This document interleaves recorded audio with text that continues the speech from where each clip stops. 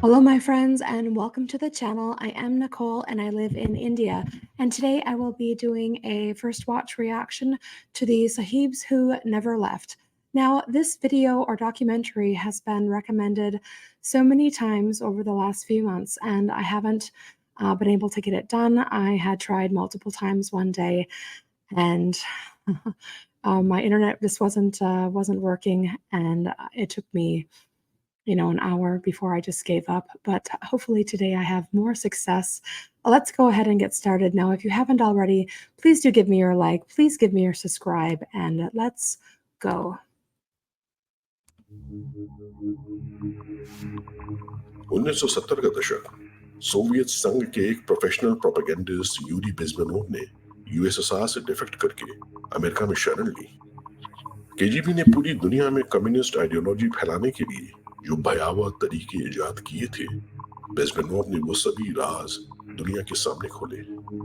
उस प्रोसेस का नाम था आइडियोलॉजिकल सबवर्शन। सबवर्शन की बात दुनिया के सामने भले ही 1970 में आई, पर उन टेक्निक्स का इस्तेमाल विश्व के कई साम्राज्य हजारों सालों से करते आए हैं। ब्रिटिश साम्राज्य भी उनमें से एक था।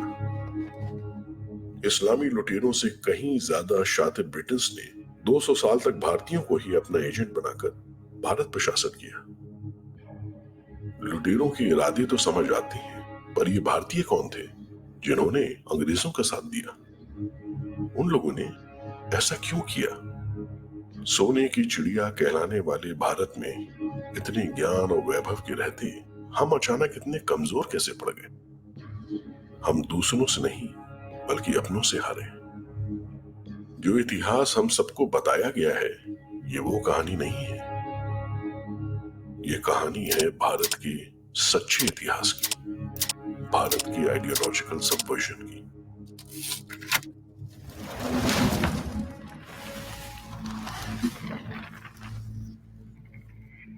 स्वतंत्रता आखिरकार, क्या ये सच था? 200 साल की वो काली रात आखिरकार खत्म हो गई थी। अंग्रेज जा रहे थे बड़े बड़े जहाजों में भरकर इंग्लैंड के लिए। हमारे चेहरे तो देखने लायक थे। कल वो सुबह होगी जिसके लिए लाखों लड़े। बस कुछ दिन और, फिर सारे क्रांतिकारी राष्ट्रवादी लोगों को बुलावा आएगा दिल्ली का। सब मिलकर भारत की एक नई कहानी लिखेंगे।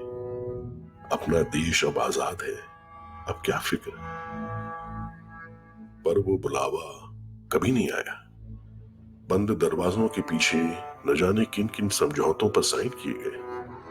फिर अचानक से शोर हुआ कि 10 हफ्तों में देश हिंदू मुसलमानों में बांट दिया जाएगा। जिस सिंधु सरस्वती की गोद में हमारा जन्म हुआ था, कुछ ईसाइयों ने हमसे वो छीन ली।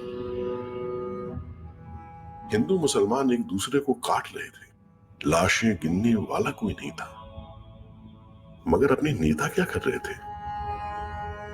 इन सब ने गोरों को ये करने क्यों दिया? इन सब से बहुत दूर वॉइसरॉय आवास पर उस शाम शैंपेन खुली। माउंटबेटन ने इंडिया के नाम टोस्ट किया। नेहरू जी ने हंसते हुए जाम उठाया और कहा, टू किंग जॉर्ज VI। हमें लग रहा था कि 1947 में गोरे साहब चले जाएंगे। हम गलत थे। कुछ साहब ऐसे भी थे जो कभी गए ही नहीं।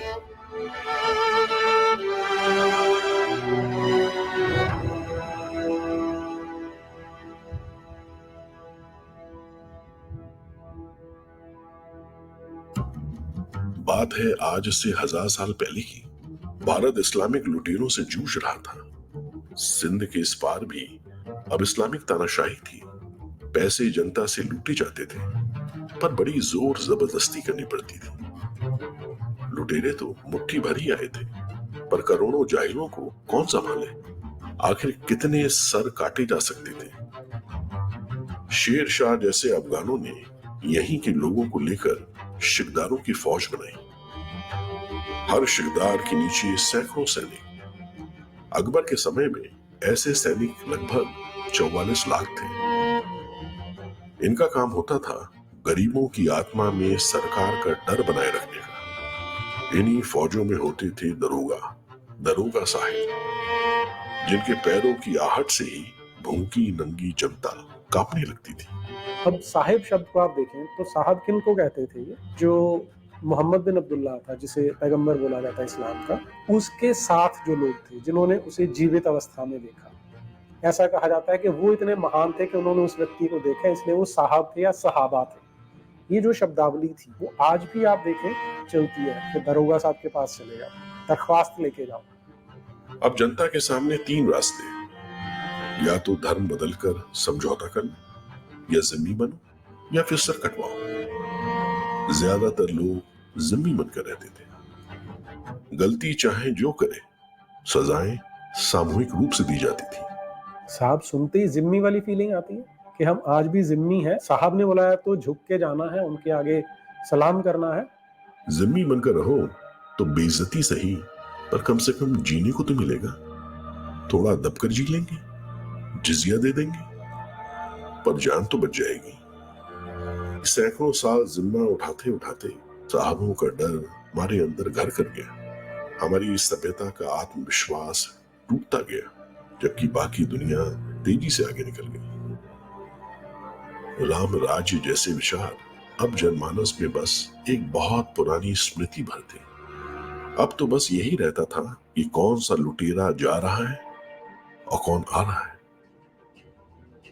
ईस्ट इंडिया कंपनी ने 1757 में आसानी से बंगाल जीत लिया। अरबों खरबों की संपदा वाले राज्य अनगिनत थे। असली चुनौती थी अपने से कई 100 गुना बड़ी आबादी को काबू में रखना। पर ये जनता अलग थी, डरी हुई थी, और इस्लामी काल के मुलाजिम भी नौकरी खोज रहे थे। The highest art of warfare is not to fight at all, but to subvert anything of value in the country of your enemy. Bharat का सामाजिक तंत्र, शिक्षा, धर्म, आदर्श भले ही हमारी सभ्यता की विशेषता थे, पर हर समाज की तरह सैकड़ों सालों की गरीबी और भुखमरी के बाद कुछ समस्याएं भी पैदा हो गई थी। इन दरारों को भांपकर ब्रिटेन की आंखें चमक उठी। The Soviets used the phrase ideological subversion. What do they mean by that? Ideological subversion is the process to change the perception of reality to such an extent that despite of the abundance of information, no one is able to come to sensible conclusions. It's a great brainwashing process which goes very slow, and it's divided in 4 basic stages. The first one being demoralization. In case of religion, destroy it, ridicule it, replace it with various sects, cults, and taken away from the supreme purpose of religion, to keep people in touch with the supreme being. Bharat के समाज की सबसे गहरी जड़ थी हिंदू धर्म। इस subversion project में कंपनी के ऑफिसर्स ने देश के कोने कोने से क्राइम्स और स्थानीय कुरीतियों को खोजकर समूचे भारत में स्वीकृत हिंदू कुरीतियों के रूप में कंपाइल करना शुरू किया। सबसे पुराना हमें हिस्टोरिकल डॉक्यूमेंट मिलता है वो है मेगास्थनीज का लिखा हुआ, जिसे इंडिका कहते हैं। आज से 2300 वर्ष पहले लिखा था। उसमें वो बताते हैं कि यहाँ पर कैटेगराइजेशन है समाज की, और जो सबसे ज्यादा रिस्पेक्टेड है वो यहाँ के ब्राह्मण हैं, जिन्हें वो सोफिस्ट लिखते हैं। लेकिन वो साथ में एक बात बड़ी स्पष्ट लिखते हैं कि इस समाज में कोई भी चाहे तो ब्राह्मण बन सकता है, क्योंकि ब्राह्मण का जो जीवन है वो सबसे कठिन है। इस्लामी लुटेरों के काफी दुश्मन हिंदू अब ईसाई अंग्रेजों के हत्थे चढ़ गए। सैकड़ों किताबें लिखी गई, जिन्हें इंडोलॉजी एक्सपर्ट्स आज एट्रोसिटी लिटरेचर बुलाते हैं। सती, देवदासी, ठग और ब्राह्मणिकल पैट्रियार्की जैसे मुद्दे इसी प्रोजेक्ट की पहचान। इस्लाम और क्रिश्चियनिटी में इब्राहिमिक फेस में स्त्री की क्या दशा है वो मुझे बताने की आवश्यकता नहीं है आपको। हम तो एक स्त्री प्रधान समाज थे। ब्राह्मणिकल पैट्रियार्की एक घिनौना शब्द है। इस देश की अस्मिता है, इस देश की जो प्रज्ञा है, इस देश में जो वैदिक संस्कृति का जो स्पंदन है, उससे कभी उरण हो सकता है हिंदू समाज? Brahmins are like the brain of Hinduism. उस ब्रेन को ही मलाइन कर दिया वामपंथियों मलेच्छों ने, और आप होने दिया हमने उसको। थोड़ा रुक के जरा देखो तो सही भाई, उपनिषदों का ज्ञान, गीता का ज्ञान, पुराण हमारे, महाभारत, रामायण, ये ज्ञान कैसे बचा? ब्राह्मणों ने बचाया श्रुति के द्वारा। औरंगजेब के लिए कहते हैं एक एक मण जनेऊ रोज उतरवाता था। किसके उतरवाता था? ब्राह्मणों के उतरवाता था। अगर ब्राह्मण इस देश में धर्मांतरण कर लेते तो हिंदू धर्म बचता? राजपूत लड़ पाते? किसके लिए लड़ते राजपूत? लैटिन और अंग्रेजी बोलने वालों ने गूढ़ हिंदू ग्रंथों को गलत सही ट्रांसलेट किया। कंपनी के इन साहबों ने भारतीय सभ्यता को एक खिलौने की तरह ऊपर नीचे से घुमा घुमा कर देखा, समझने का नाटक किया और मास प्रिंटिंग की टेक्नोलॉजी से खूब भ्रांतियां फैलाई। Distract people attention from the real religious organizations with fake organizations. And it always starts with Ram Mohan Roy as the founding father of this neo-Hinduism. Ram Mohan Roy was an employee of the East India in Calcutta. The allegation is that he started Hinduism with his own hodgepodge mixture.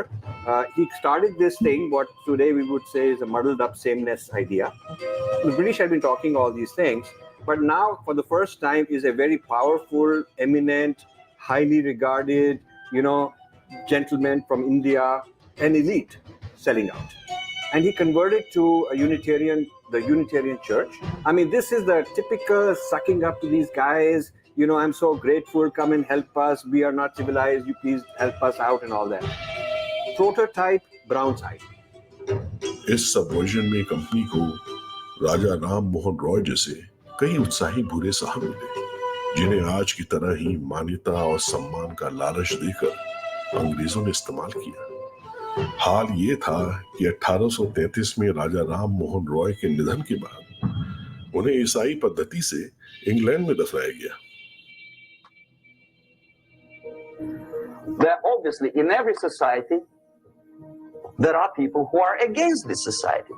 The moment all these movements will be directed in one direction, right? This is the time to catch that movement and to continue it until the movement forces the whole society into collapse, into crisis. अगला निशाना बनी भारत की हजारों सालों से चली आ रही जाति और वर्ण व्यवस्था। जब अंग्रेज भारत में आए तो 500 में से 400 से ज्यादा रियासतें शूद्र राजाओं की थी, पर सबवर्जन करने के लिए दरारों को और गहरा करना जरूरी था।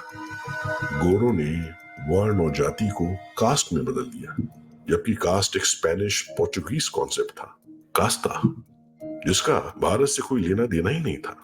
उन्होंने रवांडा में भी कास्ट सिस्टम क्रिएट कर दिया। अब वहां तो कोई ब्राह्मण नहीं थे। जब आप अंग्रेजों द्वारा स्थापित 1871 से बाद के सेंसस देखना शुरू करते तो हर सेंसस कमिश्नर को ये एक्सप्लिसिट ऑर्डर्स थे कि तुमने इनको कास्ट में लिखना है, कास्ट को कैटेगराइज करके लिखना है। और जो लिख रहा है वो अपने आप रिपोर्ट्स भेजता था कि यहाँ के लोग इस कास्ट को नहीं मानते हैं, लेकिन ऊपर बैठा ब्यूरोक्रेट बोलता था कि लिखना, इसलिए यहाँ पर वर्ण को, जाति को, कुल परंपरा को, सबको कास्ट वर्ड में ढाल दिया गया। और आज हम उसी के गुलाम होके ऐसा मान लेते हैं कि हम सदा से ही कास्टिस्ट सोसाइटी रहे हैं। रोमन्स की डिविडे एट इम्पेरा की पॉलिसी को अंग्रेज अच्छी तरह निभा रहे थे। ब्राह्मणों और क्षत्रियों को अत्याचारी आर्यन आक्रमणकारी बताकर उन्हीं के सर उस समय की दिक्कतों का दोष मढ़ दिया गया, जबकि इसकी असली वजह कंपनी की लूट और इस्लामिक काल की कुरीतियां थी।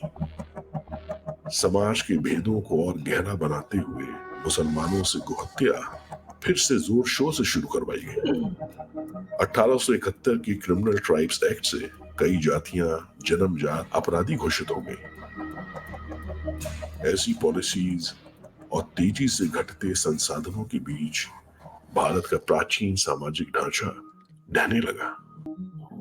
Education distract them from learning something which is constructive, pragmatic, efficient, take away the initiative from people, take away the responsibility from naturally established links between individuals, group of individuals, and society at large, and replace them with artificially, bureaucratically controlled bodies. William Bentinck ने 1835 में English education act लाकर भारतीय शिक्षा और गुरु शिष्य परंपरा का अंत भी शुरू कर दिया। मैकॉले के चलते भारत के लोगों को अब यॉर्कशायर की झुग्गी झोपड़ी वाली शिक्षा लेनी थी। मैदान में युद्ध के बजाय किसी को क्लासरूम में हताश कर देना कहीं अच्छा था। लूट से उजड़ चुका समाज परंपरागत पाठशालाओं को दान कहां से देता? एक एक करके पाठशालाएं और गुरुकुल बंद होने लगे। शिक्षा के बिना आबादी अब केवल अनपढ़ मजदूरों और किसानों का समूह बनकर रह गई। हमें व्हाइट मैन्स बर्डन बुलाया जाता था, अंग्रेजों का बोझ। अंग्रेज मिशनरी गरीब बच्चों को घर से ले जाते और उन्हें कॉन्वेंट्स में रखकर अंग्रेजी तौर तरीके सिखाते। जब ऐसी पढ़ाई करके वो बच्चे कॉन्वेंटों से निकलते तो उन्हें अपने ही माँ बाप, अपना समाज अजनबी लगता और चालाक मिशनरी अपने सगे। पिता की जगह अब फादर ने ले ली थी। जिस देश को पूरे यूरोप ने लूटा, उसके बच्चे बच्चे को विश्वास दिलाया गया कि उनकी संस्कृति पिछड़ी है और लुटेरे क्रिश्चियंस के तौर तरीके वैज्ञानिक। इस तरह धर्म, जाति, समाज और शिक्षा हर स्तर पर भारत की भोली भाली जनता का एक्टिव डिमोरलाइजेशन हुआ। The next stage is destabilization. Dropouts or half-baked intellectuals are now occupying the positions of power in the government, civil service, business, mass media, educational system. You are stuck with them. You cannot get rid of them. They are programmed to think and react to certain stimuli in a certain pattern. संपन्न परिवारों के बच्चे अब पढ़ने लिखने England जाते, barrister और civil servant बनते।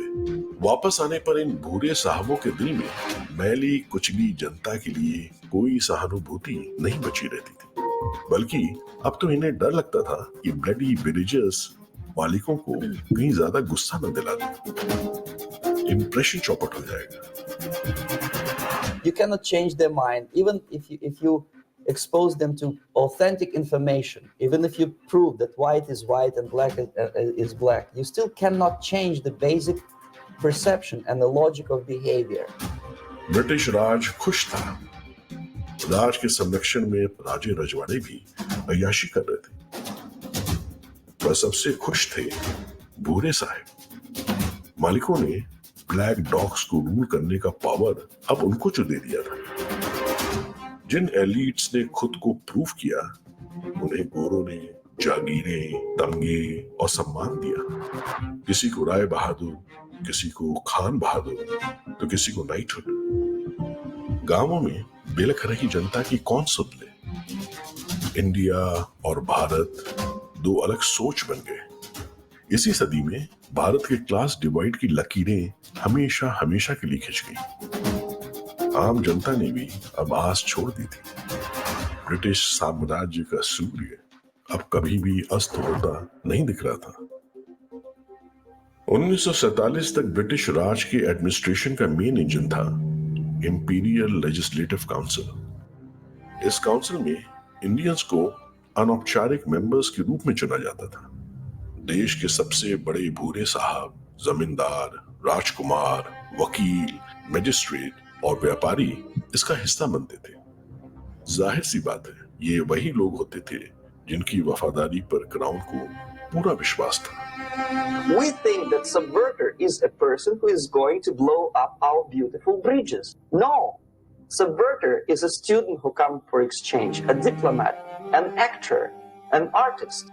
You have your own person who has studied the oppressor, and because he's an insider to the culture, yes, he perfects it to the extent, to levels that no foreigner can. चालाक Britain's बहुत पहले से ये समझते थे कि भारत में उनका शासन हमेशा के लिए नहीं रहेगा। ब्यूरोक्रेसी की बढ़ती निरंकुशता देखकर एम्पायर को बचाने के लिए एलन ऑक्टेवियन ह्यूम ने 1885 में कांग्रेस का गठन किया। इरादा था कि हल्के फुल्के रिफॉर्म्स करके 1857 जैसी परिस्थितियां दो। इस सेफ्टी नेट के पहले मेंबर्स कौन बने? वही इंपीरियल काउंसिल जैसे बूढ़े साहब। ह्यूम का डर गलत नहीं था। अंग्रेजों के सबवर्जन से आहत भारत भूमि से अब नई आवाजें उठ रही थी। छत्रपति शिवाजी महाराज का हिंदवी स्वराज्य 1876 में स्वामी दयानंद सरस्वती की कलम से स्वराज का नारा बनकर निकला। स्वराज, भारत भारतीयों के लिए। You need another 20 or 15 years to educate a new generation of patriotically minded and common sense people who would be acting in favor and in the interests of society. ये आग अंदर ही अंदर पूरे देश में फैल रही थी। बाल गंगाधर तिलक, श्री अरविंदो, विपिन चंद्र पाल जैसे दार्शनिक उभरे। राष्ट्रवादी विद्वानों के स्वदेशी शोध को पढ़कर नई पीढ़ियां डिमोरलाइजेशन से इम्यून होने लगी। भविष्य के महान क्रांतिकारी इसी विचारधारा के प्रभाव में बड़े हुए। समय की करवट को भांपते हुए इंपीरियल काउंसिल के जेंटलमैन अब कांग्रेस में अटेंडेंस बढ़ाने में लगे। आलिशान बंगलों और तबकों के महान बलिदान का प्रचार करके अब भूरे साहब कुर्ता पैजामा पहनकर Students are being sent back, or if they were already in the country, which is the object of subversion, they spring to action. The sleepers go up. एक भयानक तूफान उमड़ रहा था। आजादी की लड़ाई में उग्र देशभक्त क्रांतिकारियों के साथ इंपीरियल काउंसिल के भूरे साहब भी घुल मिल गए। अंग्रेजों के लिए भी ये अच्छी खबर थी। They slept for 15 to 20 years. Now they become leaders of groups, preachers, public figures. They actively include themselves in the political process. इनमें सबसे आगे था इलाहाबाद का अत्यंत धनी और प्रभावशाली नेहरू परिवार और उसके संरक्षक मोतीलाल नेहरू। अंग्रेजियत नेहरू परिवार के खून में थी। 1911 के दिल्ली दरबार में वीआईपी ट्रीटमेंट हो, चाहे सिविल लाइंस की आलीशान पार्टियां, अंग्रेजों ने कभी मोतीलाल को उनके भूरेपन का एहसास नहीं होने दिया। मोतीलाल का नाम किताबों और फिल्मों में महान स्वतंत्रता सेनानी के तौर पर मिलता है, पर ऐसी कौन सी स्वतंत्रता के लिए वो लड़ रहे थे कि अंग्रेजों कितने चाहते थे। प्रसिद्ध बैरिस्टर मोतीलाल शायद ही कभी किसी क्रांतिकारी का मुकदमा लड़ने के लिए खड़े हुए। राम प्रसाद बिस्मिल और अशफाक उल्लाह खान को काकोरी कांड में फांसी की सजा मोतीलाल के रिश्तेदार और मित्र जगत नारायण मुल्ला ने दिलवाई। मोतीलाल जी बेटे के कैरियर से ज्यादा चिंतित थे। बेटे की पढ़ाई खत्म होने के पहले ही मोतीलाल ने बड़ी सफाई से खुद को कांग्रेस का किंग मेकर बना लिया।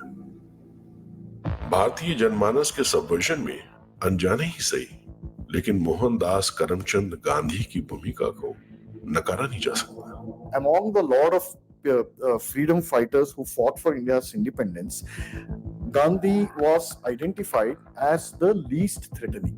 Okay, so he turned the entire direction of the freedom struggle. Plus, he had a mass following at all strata of the society. You have to give it to him. He had a mass following which no other leader had.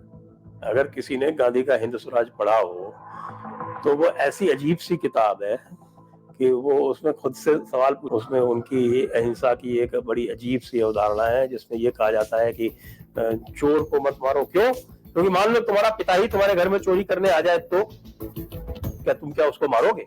अब आप इस logic की कल्पना मैं तो नहीं कर सकता। इस तरह का लॉजिक जो है वो गांधी जी ही दे सकते थे। 1928 में मोतीलाल ने गांधी से सोर्स लगवाकर बेटे जवाहरलाल नेहरू को कांग्रेस अध्यक्ष बनवा दिया। यहीं से कांग्रेस में परिवारवाद की परंपरा का शुभारंभ भी हो गया।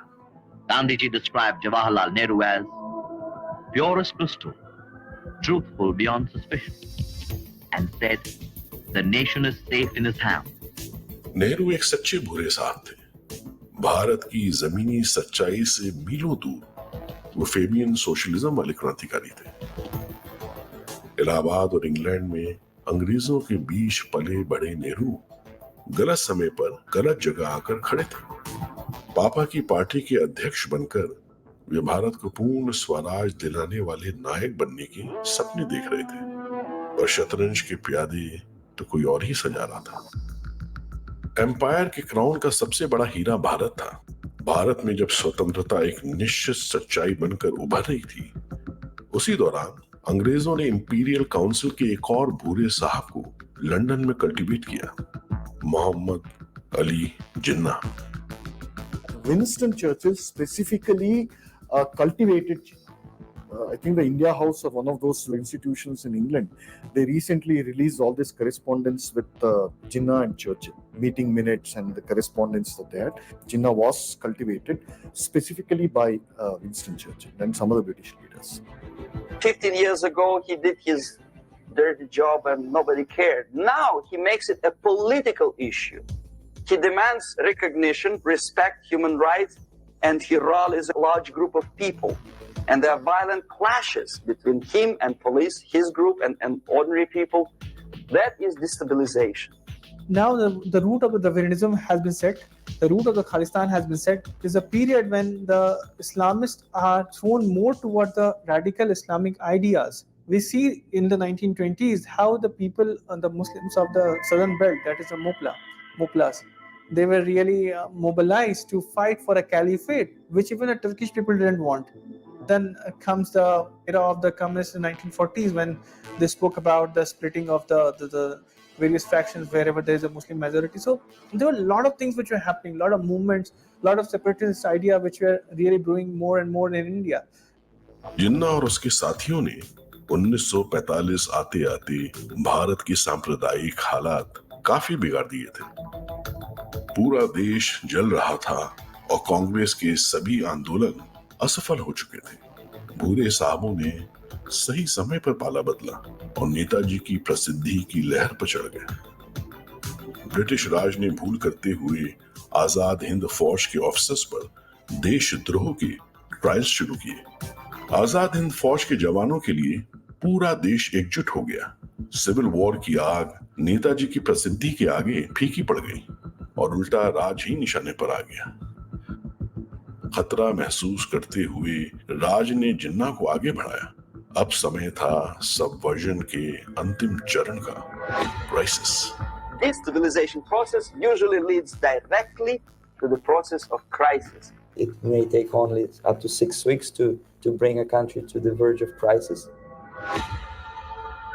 गांधी ने 1928 की अपनी गलती फिर से दोहराई, जो इस बार पूरे भारत को महंगी पड़ने वाली थी।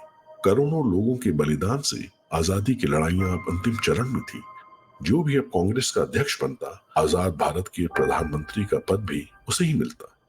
और सबके प्रिय नेता थे Sardar Patel. There were 15 Congress state parties.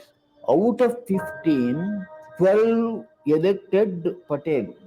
Not even one gave any vote to Nehru. जनता चाहे बोस को चुने या पटेल को, आगे वो हमेशा नेहरू को ही खड़ा पाती थी। भूरे साहब को the last Englishman to rule India जो बनना था। The population at large is looking for a savior. Population is sick and tired already. A savior comes and says, I will lead you. Who is half-baked intellectual, sometimes graduated from Harvard University or Berkeley.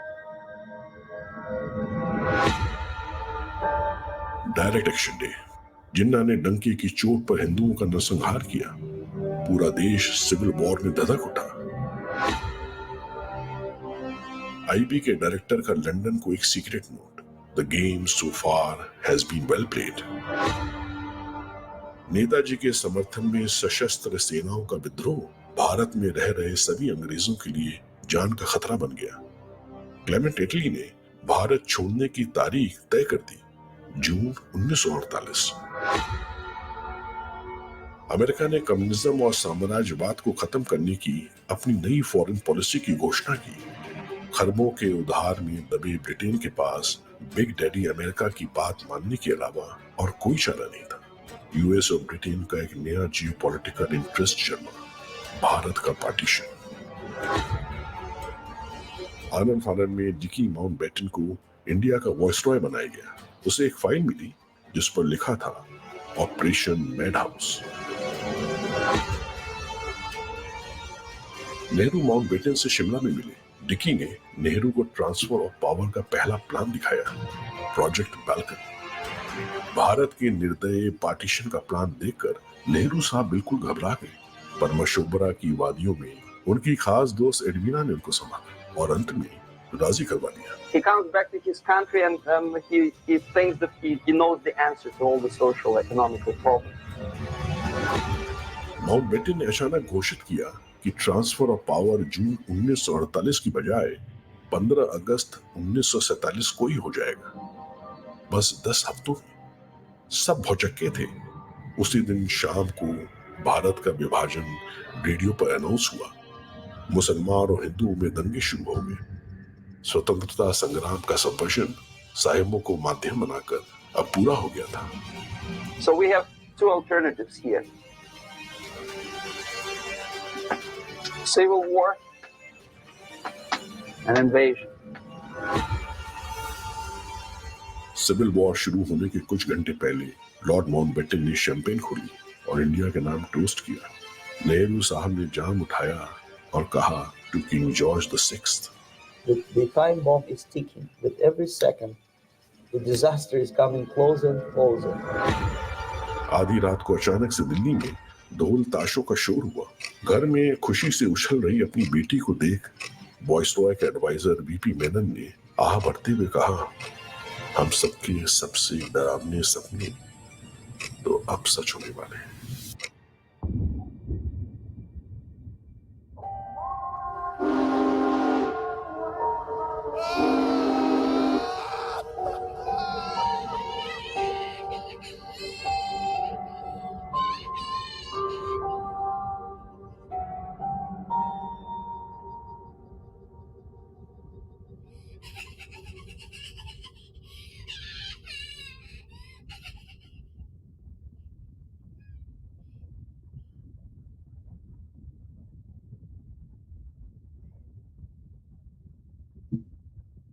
Wow, well, that was,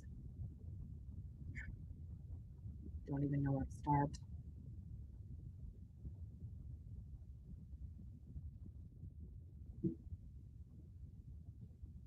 Eye-opening, disturbing.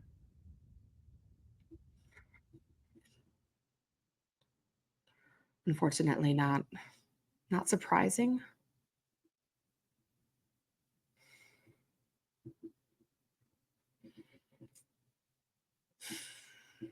Really a great video to watch. I will look forward to part 2. I guess I don't know what to say. Like, everything that I think I have been taught and learned is upside down right now. Does that make sense? I mean,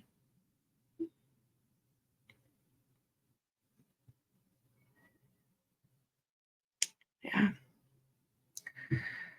Well, to the subscribers or followers that have requested this reaction, I hope you enjoyed it. Thank you for recommending it.